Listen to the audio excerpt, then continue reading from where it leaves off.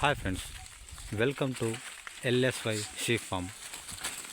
Hi friends, మనందరికీ తెలిసిందే ప్రకృతి సహసిద్ధమైన మేత ఇష్టంగా తిన్నట్లు ఎలాంటి మేత కూడా తినవు ఫ్రెండ్స్.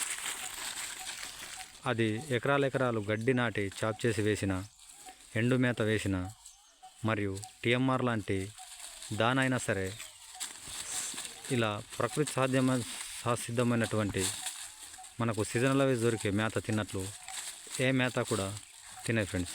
ఉదాహరణకి ఇప్పుడు మాకు ఇక్కడ ఇప్ప పువ్వు మరియు పరక మరియు తుమ్మకాయ ఇలాంటివి చాలా దొరుకుతాయి ఫ్రెండ్స్.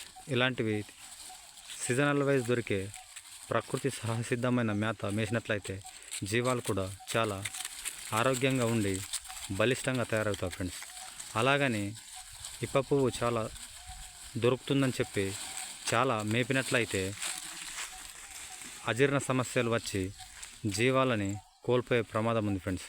అందుకే మనకు అందుబాటులో ఉందని చెప్పి చాలా మేపకుండా ఎంత కావాలో అంత మేపి మనం అక్కడి నుండి వెళ్ళిపోవాలి ఫ్రెండ్స్.